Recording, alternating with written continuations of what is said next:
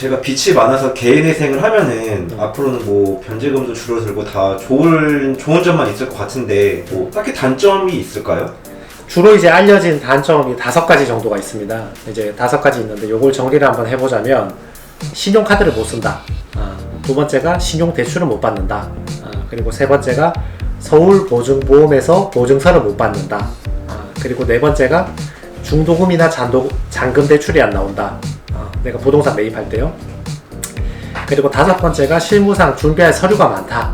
뭐 요런 거 5가지 정도를 대부분 사람들이 그 기존의 개인회생 단점으로 다들 인지를 하고 계시더라고요.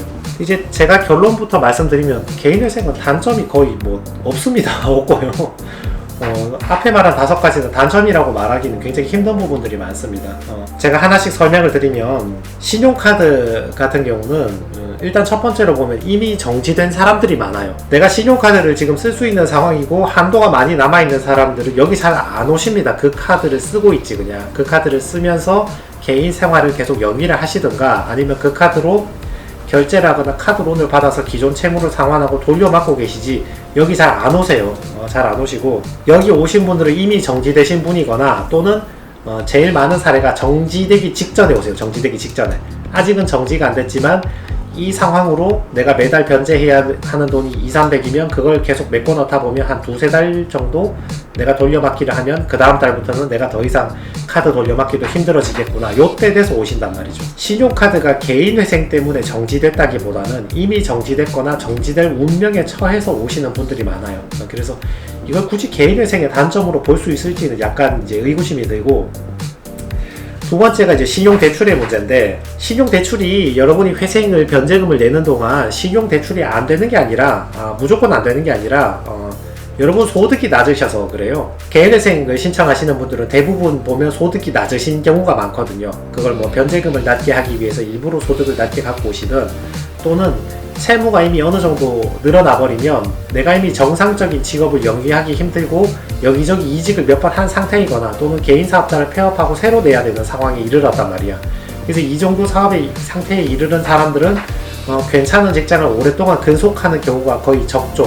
그러다 보니까 소득이 안정적이지 못하고 은행에서 금융권에서 신용도를 줄 때 높게 줄 수가 없는 거야. 그러니까 개인회생으로 진행하시는 분들은 신용도가 낮기 때문에 신용대출 같은 게 잘 나오지가 않죠. 근데 신용대출은 이런 개인의 소득 상태가 별로 좋지 않기 때문에 신용대출이 안 되는 경우가 많다는 거지, 개인회생 때문에 무조건 안 된다 그 뜻은 아닙니다. 그렇게 따지면 여러분이 개인회생을 하면 3금융이나 이런 데서 보시면 고금리로 소액대출은 가능한 경우가 많거든요. 만약에 법적으로 여러분의 대출을 개인회생을 한 사람은 신용대출을 할 수 없다, 법으로 금지했다면 여러분들은 대출을 받으실 수가 없겠죠. 근데 비록 수준이 안 좋은 그런 뭐 고금리의 3금융이나 이런 안 좋은 대출이긴 하지만 여러분에게 대출이 나온다는 말은 대출 자체는 가능은 한 거예요. 다만 여러분들이 소득이나 재산이나 이런 상태가 개인회생을 통과한 사람들이면 워낙 형편이 안 좋으시기 때문에 대출이 안 나온다, 이런 거죠. 개인회생 때문에 대출이 안 된다 뭐 이렇다기보다는 여러분들이 개인회생을 할 지경에 이미 이르렀을 때 여러분이 이미 연체 상태시고 소득도 안 좋고 이런 복합적인 요소가 있기 때문에 여러분에게는 대출이 안 나오거나 그 한도가 낮으신 거죠. 그래서 제가 볼 때는 신용카드나 신용대출이나 뭐 보증서 발급이나 부동산 매입할 때 중도금 잔금이 안 나오는 거는 실질적으로 그렇게 안 되는 경우가 많긴 한데, 그런 것들이 이제 제한이 걸려서 안 되는 경우가 많긴 한데, 개인회생 자체의 단점이시라기보다는 여러분들의 소득이나 재산 상태가 지금 개인회생 할 때 워낙 낮으시기 때문에 그것 때문에 원활치 않게 되는 경우가 많으신 거고, 이제 인가 받은 뒤에 소득을 빨리빨리 높이실 수 있고 재산도 빨리 증식을 하실 수 있다면 그에 맞게 신용도가 올라가기 때문에 신용카드나 뭐 신용대출도 금융권에서는 안 해줄 이유는 없는 거죠. 근데 이제 그런 경우는 거의 없죠. 개인회생으로 오랫동안 채무를 지다가 이제 나오셨기 때문에 그런 경우는 잘 없게 되죠. 그래서 이제 좀 선후 관계를 좀 뒤집혀서 판단하시는 분들이 많은데, 개인회생 자체의 단점이시라기보다는 여러분들 소득이나 재산 상태의 문제라고 보는 게 조금 더 직접적일 수 있겠죠. 그리고 아까 말씀드렸던 5번째, 서류가 많다, 그 얘기 하시는데, 요건 제가 볼 때 약간 소통의 문제 같습니다. 요거는 변호사 사무실을 전화를 한번 더 주시거나 아니면 방문을 해서 변호사 옆에서 직접 이렇게 같이 설명을 제가 하나씩 해드리면 이 서류가 왜 필요한지 그 취지를 정확하게 제가 설명을 드릴 수 있거든요. 그래서 그 취지를 정확하게 설명을 받으시면 왜 그 서류가 필요한지 취지를 정확하게 이해하게 되시면 서류 준비하는 게 힘들지 않습니다.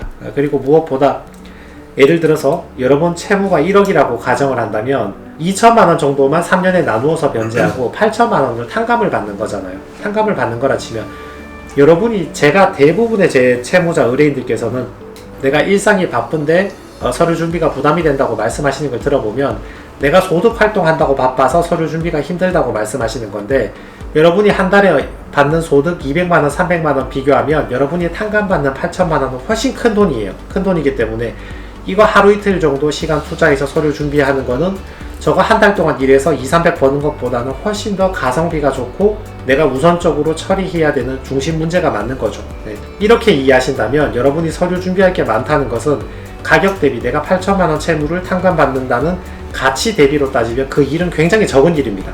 적은 일이기 때문에 요것도 조금만 마음의 방향을 조금 바꾸시면 그렇게 힘들지 않게 서류를 즉시 준비할 수 있다. 이렇게 보실 수 있겠죠.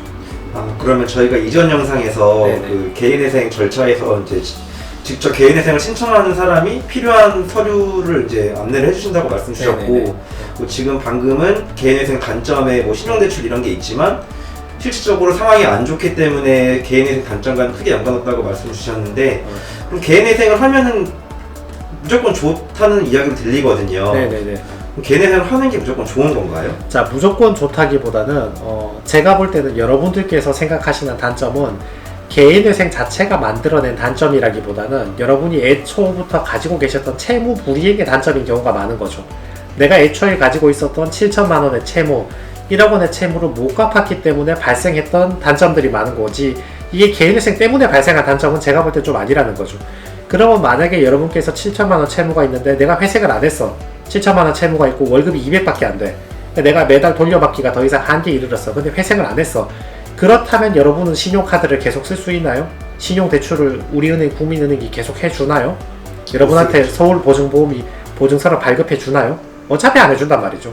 그래서 요거는 회생 때문에 발생한 단점이라기보다는 여러분이 애초에 가지고 있던 채무 불이행 때문에 발생한 단점이니까, 그렇게 제가 볼 때 판단을 한다면 요거는 회생의 단점으로 판단하는 것보다는 원래 채무 불이행의 단점이니까 이것 때문에 개인회생을 고민한다거나 망설일 사유는 되지 않는다.